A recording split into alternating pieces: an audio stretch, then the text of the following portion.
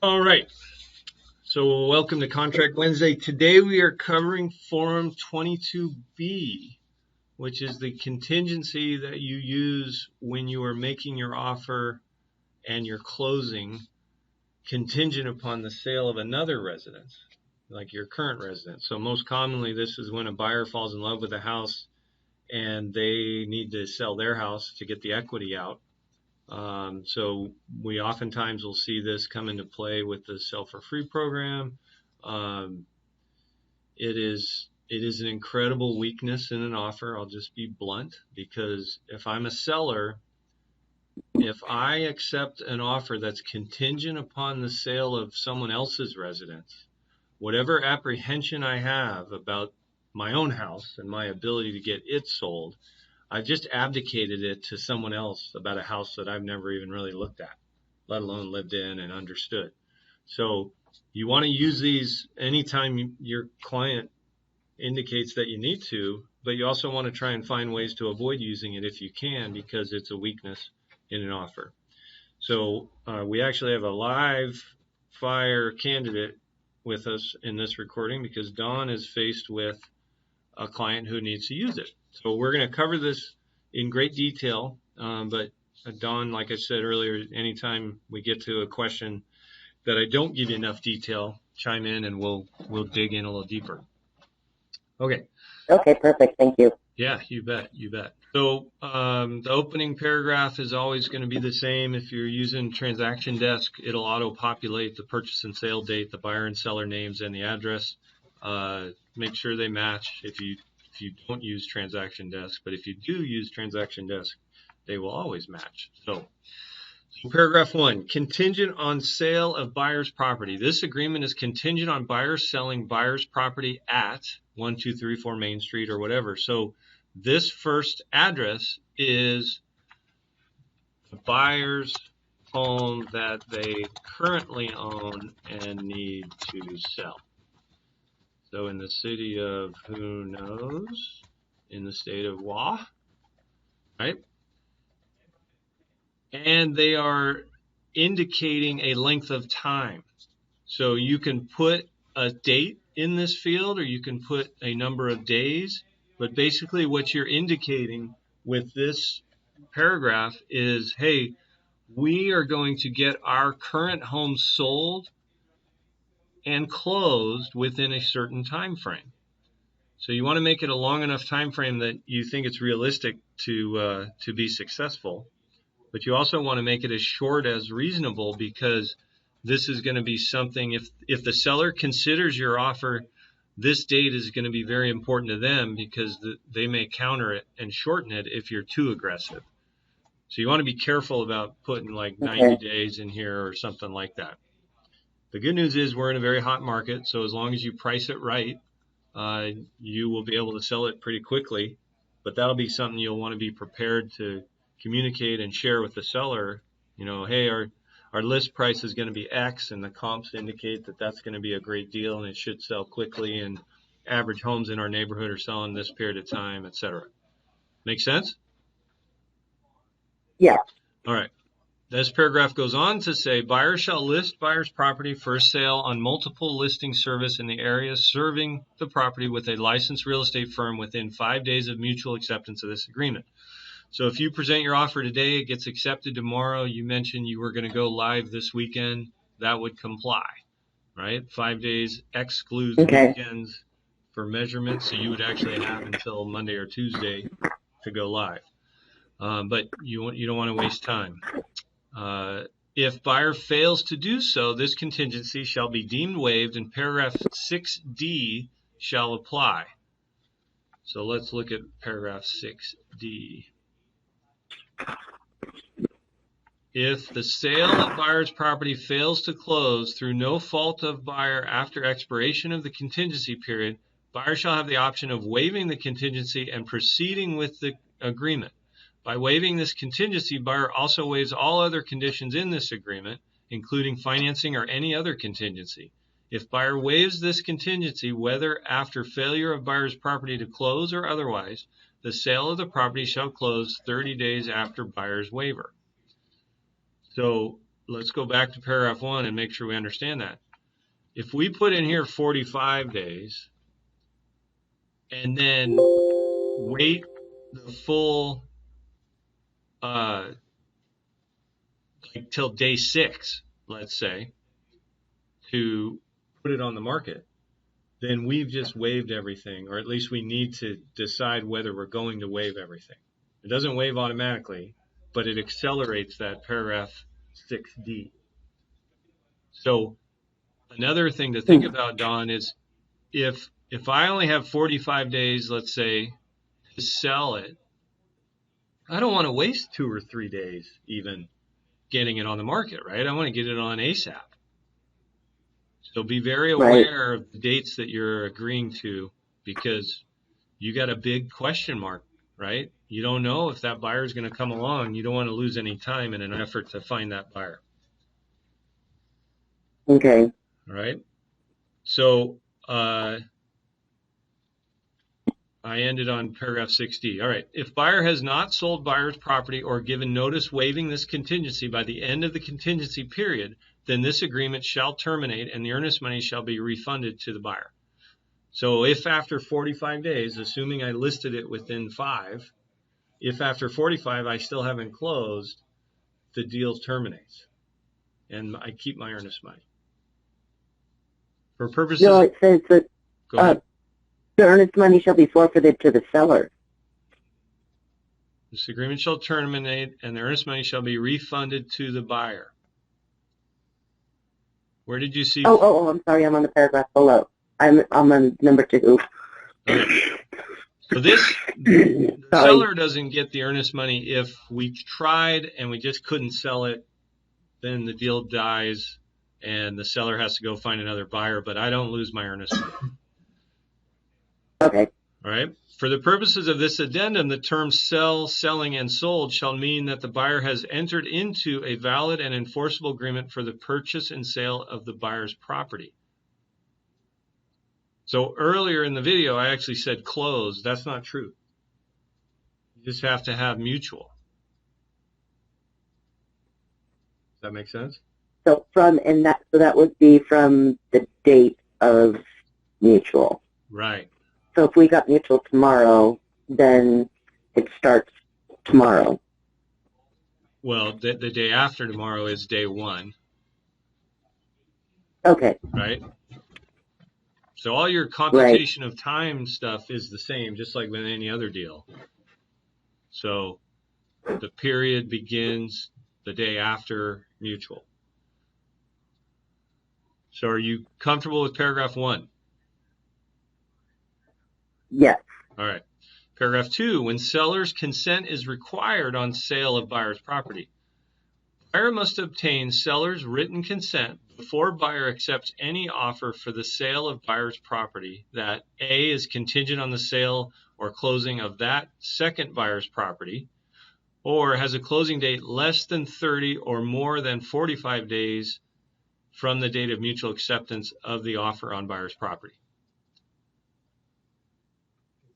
So they're in need of the seller's written consent if they accept a contingent offer, or if they can accept any offer that has fewer than 30 or greater than 45 days for mutual. Does that make sense? Okay. Yeah. Because think of it this way. The seller is putting their faith in the buyer. They don't want the buyer to then put their faith in some other buyer, because the seller is now one more step removed, right? So if the buyer fails to get that written consent, then this agreement is terminated and the seller keeps the earnest money. That's the one you were reading earlier. Yeah. So don't let your client accept an offer. You got to look at it through the filter of these 2 criterion and make sure that it meets those. Okay? Okay. Paragraph 3, loan application. If this agreement is contingent on buyer obtaining financing pursuant to Form 22A, buyer shall make written application for the loan and pay the application fee if required for the subject property within 5 days after mutual acceptance of this agreement. or within 5 days after buyer satisfies the contingency in this addendum. If you're the seller, which one do you want? You want the first one after mutual acceptance. If you're the buyer, why wouldn't you do the first one? You haven't applied for a loan yet. Right. Well, yes, that would be a choice, but is there a circumstance where you couldn't apply for a loan fast enough to meet that?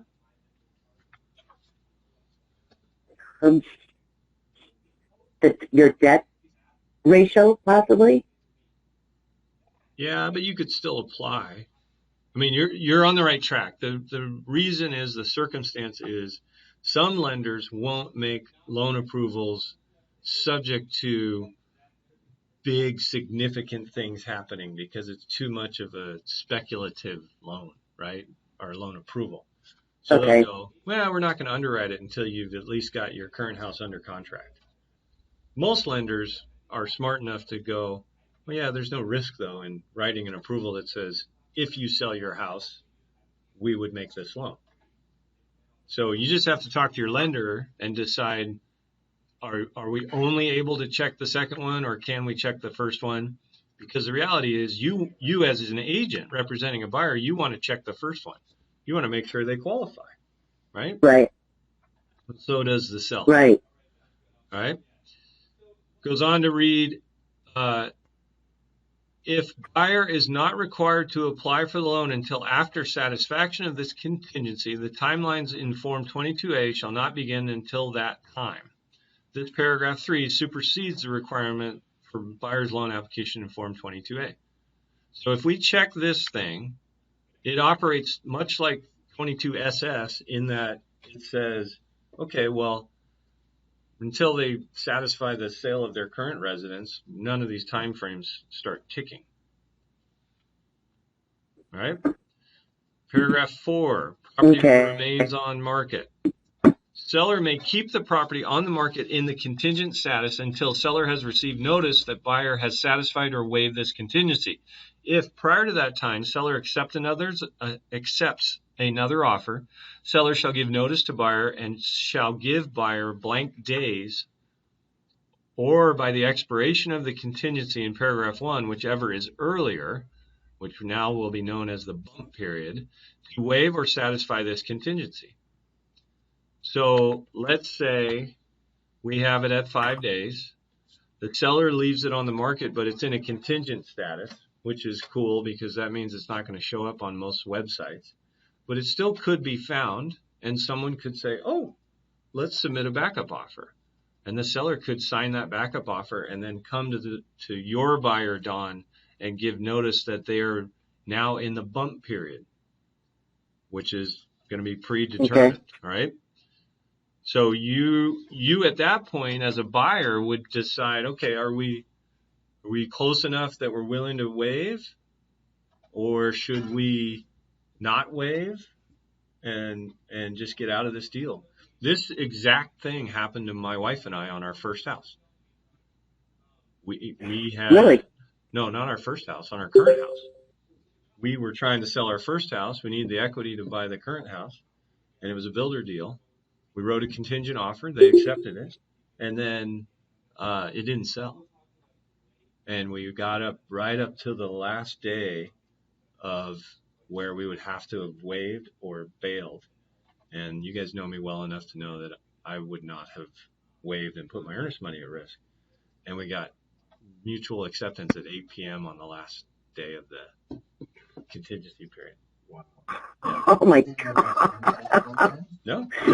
Oh, geez. Right. As you'll see as we read on, you then have 30 days from there to close. Is it relating to this? Okay.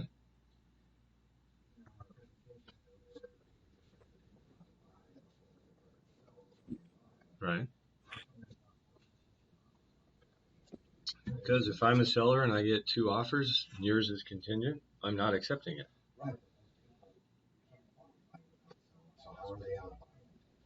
We'll cover that in another training. All right. So seller's notice shall be delivered on Form 44. Buyer's reply shall be on the bump reply Form 46 or similar form, blah, blah, blah. Paragraph 5, contingency satisfied. Buyer shall give notice to seller within 2 days of entering into an agreement to sell buyer's property, i.e. the contingency is satisfied. Buyer's notice shall include a complete copy of the purchase and sale agreement for the sale of buyer's property. Now remember, you can deliver the notice after you've signed around that agreement, but only if that agreement doesn't breach either of these two stipulations, right? So if you get an offer in and it's got a 46-day closing, you got to go back to the seller and say, we want to accept this offer, which the seller is going to have the ability to say, that's not good enough. You won't be able to close on time on my deal if you accept that offer. That's why that protection is in there. But you guys could negotiate it out, or he could just refuse. And if you don't get his written approval, you can't sign around that agreement without waiving your contingency. See how that works? Mm-hmm. All right. Buyer's notice shall include a complete copy. The sale of the property shall close 3 days after the closing of the sale of buyer's property. So the capital P property here refers to the house you're attempting to buy, and the buyer's property here refers to the one they are selling.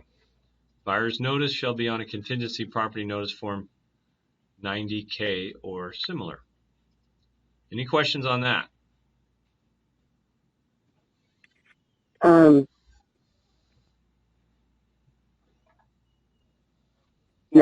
Okay. All right. Failure to close. No.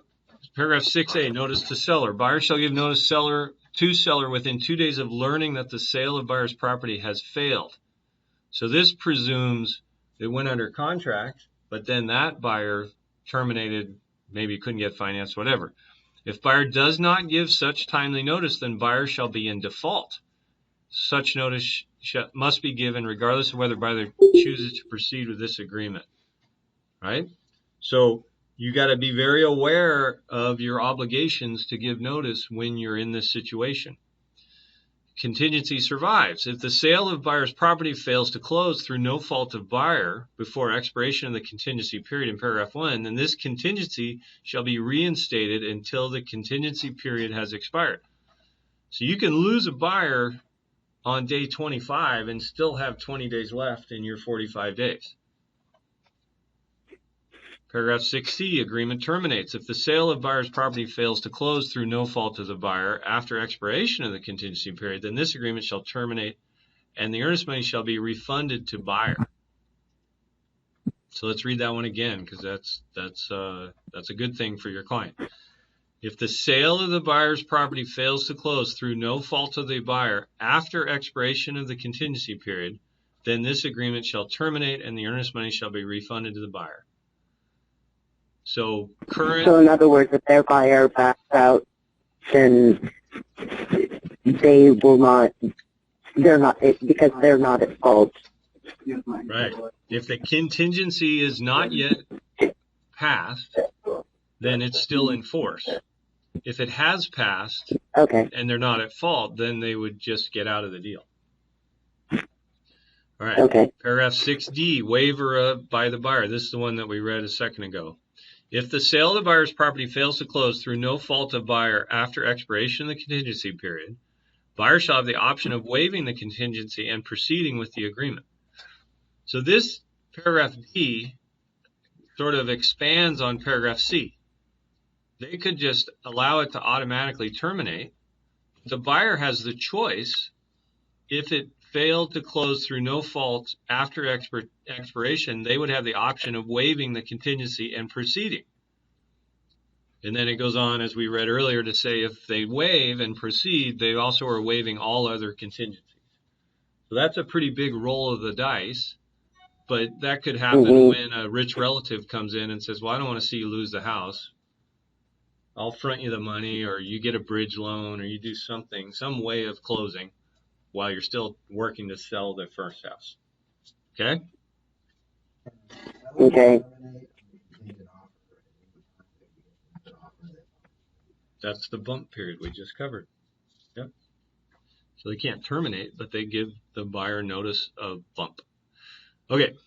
6E, waiver by buyer for new construction. If at the time of buyer's waiver, a certificate of occupancy or its equivalent for the property has not been issued by the applicable government authority, then buyer shall close within blank days of notice from seller that a CO or equivalent has been issued, or within 30 days of waiver, whichever is later. So this protects the buyer if it's new construction and the builder's project gets delayed. So they don't finish the house in time. But you're still agreeing, if your contingency is expired, you're still agreeing to close. Just because it got delayed doesn't mean you can get out of the deal. Does that make sense? Mm-hmm. Paragraph 7, closing date set forth in this addendum shall supersede the closing date set forth in the agreement. So remember, it's 30 days after waiver, right? Or 3 days after completion of the sale of their current house, right? The sale of the property shall close 3 days after the closing of the buyer's property. So 30 days after waiver or 3 days after they successfully close. Make sense? Okay.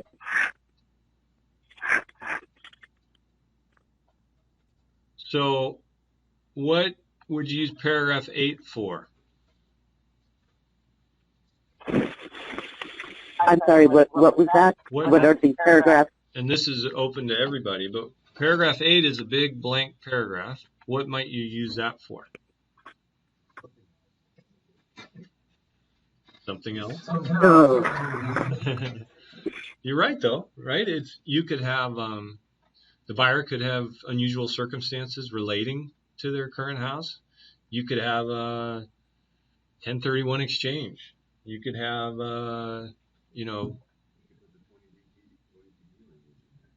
yeah, you could do that. You could also say, well, the builder hasn't agreed to put in a wheelchair ramp yet, and if they don't, I don't want the house, right?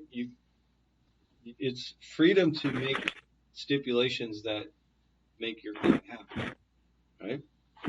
But again, recognize the more stipulations and contingencies you put in, the greater the risk the seller doesn't accept it. So, all right, Don. Any other questions before we shut off the recording? No. I think I'm good. Thank you so much. You are welcome.